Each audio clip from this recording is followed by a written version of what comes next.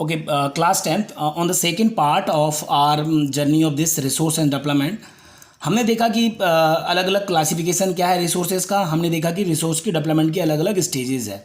अब हम बात करेंगे कि रिसोर्स का जो ड्रेन हो रहा है या रिसोर्स का जो डिप्लेशंस हो रहा है। ह्यूमन की जो डेवलपमेंट है वो रिसोर्सेज पे डिपेंडेंट है। अगर आपको घर बनाना है तो आपको ब्रिक्स चाहिए, वो मिट्टी से बनेगा, वो रिसोर्स है। अगर आपको कंक्रीट चाहिए, सीमेंट चाहिए, सरिया चाहिए घर बनाने के लिए, वो सारी की सारी चीज़ें रिसोर्सेज से आएंगी। तो बढ़ती आबादी, अर्बनाइजेशंस और हमारी जो living standard, high living standard है, उसके कारण डिप्लेशन ऑफ द रिसोर्सेज हो रहा है। क्यों? For satisfied the greed of few individuals. Few individuals भी कह सकते हैं, लेकिन हमें ज़रूरत है रिसोर्सेज की, ये भी सच है। और एक तो हुआ यह है कि कुछ लोगों के पास रिसोर्सेज का ज़्यादा एकोमलेशंस हो गया है। ठीक है, accumulations of the resources in the few hands. कुछ के पास आप ही देखिए 100 एकड़ ज़मीन है और किसी के पास 1 एकड़ भी ज़मीन नहीं है। ठीक है, किसी के घर में 4 व्हीलर है और किसी के घर में साइकिल है। तो ये रिसोर्सेज का दिखाया जा रहा है एक तरह का ड्रॉबैक है। एक तो डिप्लेट हो रहे हैं रिसोर्सेज हमारी लालच के कारण, दूसरा रिसोर्सेज कुछ ही हाथों में है। हमने बार बार ऑक्सफॉर्म की रिपोर्ट दी है, वर्ल्ड बैंक की रिपोर्ट दी है, हमने यूएनडीपी की रिपोर्ट दी है कि किस तरह से दुनिया भर में, दुनिया की एक छोटी सी पॉपुलेशन के बाद दुनिया के ज़्यादातर रिसोर्सेज हैं। तो इसको बोलते हैं accumulation of the resources in the few hands.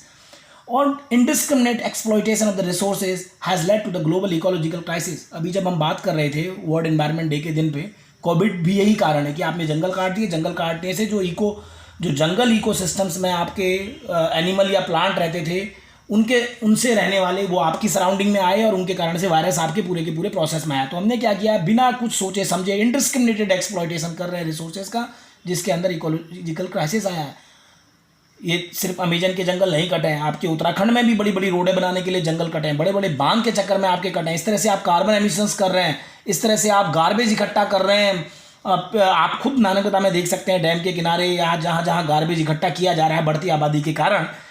तो उससे क्या है, ग्लोबल वार्मिंग हुई है, ओजोन लेयर का डिप्लेशन हुआ है। हमें पता है एनवायरमेंट और पोल्यूशन और लैंड डिग्रेडेशन, धीरे धीरे लैंड बहुत ज़्यादा सलाइन या इस तरह की लैंड की क्वालिटी भी ख़राब हो रही है जिस तरह के हम केमिकल यूज़ कर रहे हैं। तो रिसोर्सेज पे लैंड एक बहुत इंपॉर्टेंट रिसोर्स है, जिसके बारे में आने वाली वीडियोज़ में पढ़ेंगे, 3rd या 4th वीडियो में। तो ओवर प्रेशर होने के कारण रिसोर्सेज का डिप्लेशन हो रहा है। इन्हीं सब के बीच में ये समझ में आई कि जब हम जिस तरह से हम रिसोर्सेज का यूज कर रहे हैं हमारी ग्रीड के कारण, फ्री इंडिविजुअल, मैं आपके बुक का पार्ट आ रहा हूँ, accumulation of the resources in few hands.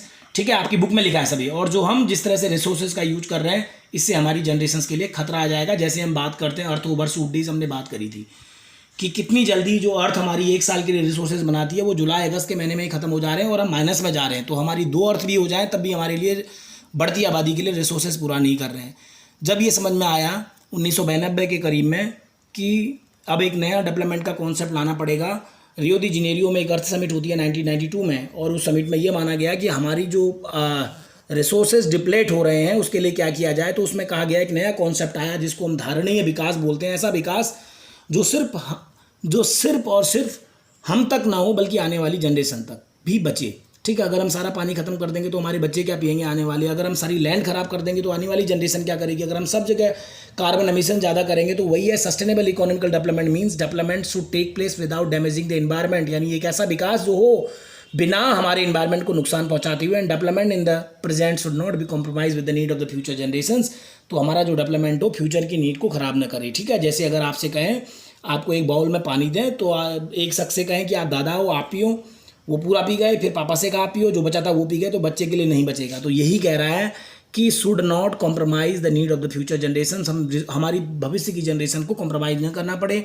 इसके लिए संयुक्त राष्ट्र संघ की एक संस्थान है यूएनडीपी ने 1992 में ब्राज़ील के रियो डी जेनेरियो में एक मीटिंग बुलाई और इसमें ये कहा गया कि हमें ये समझना पड़ेगा कि ग्लोबल जो क्लाइमेट चेंज हो रहा है ये हमारे कारण हो रहा है, हमें बायोलॉजिकल डाइवर्सिटीज़ को बचाना पड़ेगा। इसी के लिए एजेंडा 21 रखा गया। 21st सेंचुरी के लिए हम कैसा करेंगे, इसको लेके बहुत सारी मीटिंग दुनिया भर में हुई हैं। जो कोपेनहेगन में हुई, अभी पेरिस में हुई, तो उसमें सस्टेनेबल डेवलपमेंट का कॉन्सेप्ट आया। सस्टेनेबल इकोनॉमिकल डेवलपमेंट ऐसा है कि डेवलपमेंट, आपको याद है इस चैप्टर का नाम क्या था, रिसोर्स एंड डेवलपमेंट। तो रिसोर्स का ज़्यादा यूज करेंगे तो रिसोर्स खत्म हो जाएंगे, तो सस्टेनेबल नहीं होंगे। तब ये कहा गया कि development should place without damaging the environment. यानी ऐसा विकास हो कि जो एनवायरनमेंट को नुकसान न पहुंचे। And development in the present should not compromise with the need of the future generations.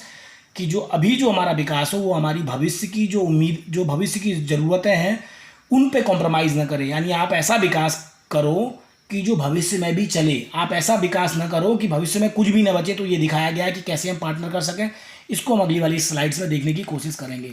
ये संयुक्त राष्ट्र संघ की सस्टेनेबल डेवलपमेंट गोल्स हैं, जिसमें ये कहा गया है कि कोई गरीबी ना हो, प्रॉपर वाटर मिले, साफ सफाई हो, सबको एजुकेशन मिले, जेंडर इक्वलिटीज़ हो, ठीक है, साफ पानी हो, समुद्र साफ हो। तो इस तरह के ये संयुक्त राष्ट्र संघ के सस्टेनेबल डेवलपमेंट 15 गोल्स हैं जिनको हमने अचीव करना था, लेकिन हम इनसे बहुत दूर हैं अभी।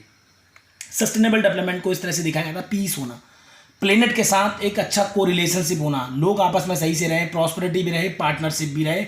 ये सस्टेनेबिलिटी का एक मॉडल है। अगर हम दूसरी तरह से देखें तो ये देखा गया ये हमारा एनवायरनमेंट है, ठीक है, ये हमारा सोशल स्ट्रक्चर है जहाँ हम रहते हैं, ये हमारी इकोनॉमी है।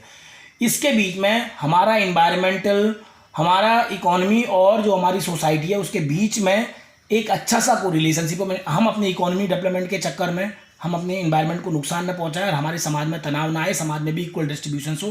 तो ये वाला जो बीच का सब में कॉमन है, इसको हम सस्टेनेबल डेवलपमेंट बोलते हैं। Thank you.